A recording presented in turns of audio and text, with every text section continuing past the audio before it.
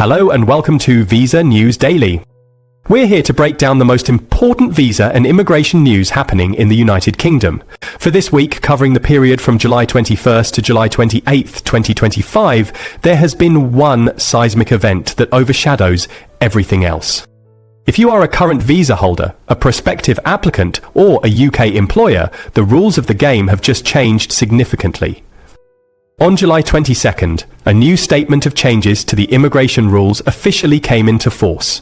These aren't minor tweaks, they are the first major wave of reforms stemming from the government's landmark Immigration White Paper, published earlier this year, which aims to prioritise growth while reducing overall net migration. So, what does this mean for you? Over the next few minutes, we will dissect these monumental changes. We'll cover the massive overhaul of the skilled worker visa, including dramatic increases to skill and salary thresholds. We'll put the health and care worker visa under the microscope, explaining the end of overseas recruitment for key roles. We'll also look at the latest developments for family visas and what the future might hold for students, graduates, and the path to permanent settlement in the UK. Grab a coffee and let's get into it. This is the information you need to know right now. The main event, skilled worker visa rules rewritten. The single biggest story of the week, and indeed the year so far, is the transformation of the skilled worker visa route. As of July 22nd, the Home Office has fundamentally raised the bar for who can qualify. This has been done in two major ways, through skill level and through salary. This change is substantial. The government's own explanatory memorandum states that this will remove around 180 occupations from being eligible for new sponsored workers. Other sources suggest the number is around 111. This will heavily impact sectors like hospitality, logistics, and certain areas of manufacturing and construction that previously relied on sponsoring roles below degree level. Now, before anyone currently on a skilled worker visa panics, it is crucial to understand the transitional arrangements. If you were already sponsored under the skilled worker route before July 22nd, 2025, you are protected. You can still extend your visa, change your employer within an eligible occupation, and eventually apply for indefinite leave to remain, even if your job is below the new RQF Level 6 requirement. These protections are in place to ensure those already contributing to the UK economy are not unfairly penalised. However, where there is less flexibility is on the second major change, salary thresholds. These have seen a steep increase across the board, and these new figures apply to almost everyone, including those extending their visas. The headline general salary threshold for a skilled worker, known as Option A, has jumped from £38,700 to £41,700 per year. The other salary bands have also been increased. If you have a relevant PhD, Option B, the threshold is now £37,500.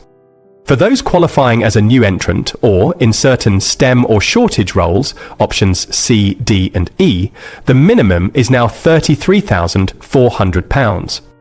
Furthermore, a new absolute minimum hourly rate of £17.13 has been introduced for all skilled worker roles, regardless of the salary band. Sponsors must ensure that only the first 48 hours worked per week are counted towards meeting the annual salary, preventing employers from using excessive hours to meet the threshold.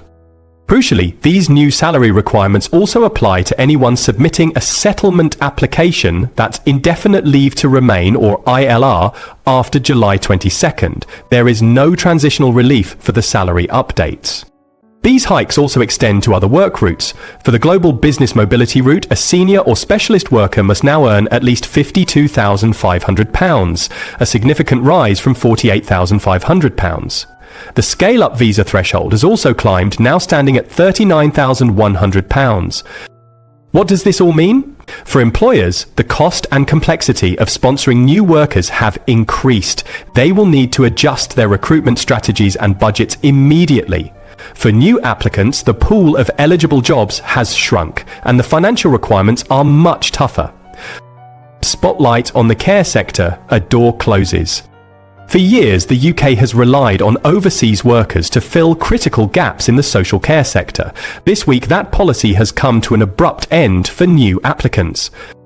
Effective July 22, 2025, the government has closed entry clearance applications for care workers and senior care workers. This means that care providers can no longer recruit these workers from overseas.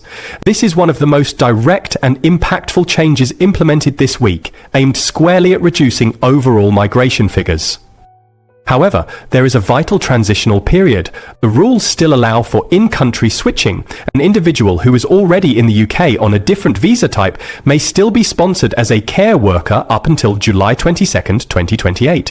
This is permitted provided they have been legally employed by their sponsoring care provider for at least 3 months before the certificate of sponsorship is issued. For those already on the health and care worker visa as a carer, the salary requirements remain distinct. The minimum threshold is still £25,000 per year, or the relevant national pay scale rate, whichever is higher. Another critical point is about dependents. For those sponsored in lower skilled jobs, RQF 354, under the new time-limited temporary shortage list, there is a new restriction: they cannot bring dependents.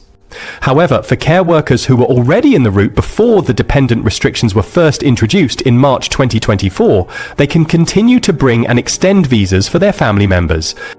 The message from the government is clear: the long-term solution for social care must be found within the domestic workforce. For now, the door for new overseas carers is closed. The family visa situation a holding pattern? Shifting away from the concrete rule changes of July 22nd, let's look at another area of huge concern for many: family visas. For months, families have been grappling with the minimum income requirement, or MIR, which was increased to £29,000 back in April 2024. While there were no new rules this week, a very important report is shaping the debate. On June 10, 2025, the Migration Advisory Committee, or MAC, published its review of the family visa income requirement. The MAC is the independent body that advises the government on immigration policy. In its report, the MAC criticised the previous government's plan to align the family visa threshold with the skilled worker threshold of £38,700, arguing that family migration and economic migration have different objectives. Instead, the MAC recommended a revised income threshold for sponsoring a partner on a family visa to be in the range of £24,000 to £28,000 per year. This is significantly lower than the previously planned £38,700 and even below the current £29,000 level. It is absolutely essential to understand that this is only a recommendation. The government has not yet formally responded or made any rule changes based on this advice. However, it provides a strong indication of the direction policy might take.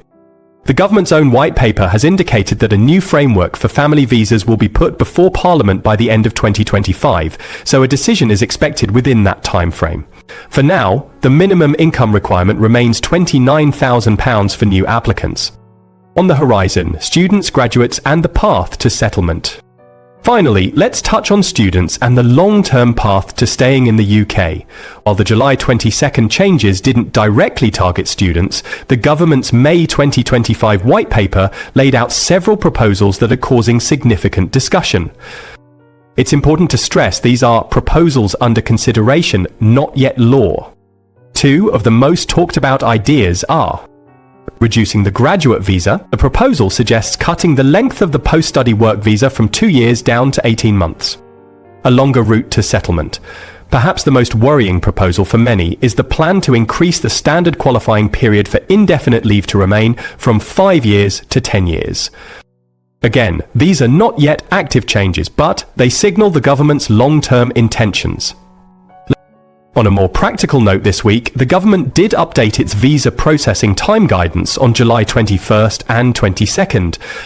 The Gov.uk website now has a new online service to give applicants a better idea of when they can expect a decision. Standard times remain roughly 3 weeks for work or study visas from outside the UK, 8 weeks for in-country applications, and up to 6 months for settlement. So, to wrap up a truly transformative week in UK immigration. The door for new skilled worker applicants has narrowed and become more expensive, with higher skill and salary requirements now in effect. Protections are in place for those already in the system, but the message is to prioritise higher skilled, higher paid roles. Overseas recruitment for care workers has been halted for new applicants, marking a major policy shift. And while the family visa income threshold is stable for now, the MAC's recent recommendations could pave the way for a future adjustment. These are complex changes with far-reaching consequences. What are your thoughts on this new immigration landscape? Do these changes strike the right balance? Leave your comments below. I read as many as I can. If you found this video helpful, please hit the like button and subscribe to the channel for continuous in-depth analysis of all UK visa and immigration updates. Disclaimer, please remember this video is for informational purposes only and does not constitute legal advice. Immigration rules are complex and you should always seek professional legal advice tailored to your personal circumstances. Thanks for watching, and I'll see you next week.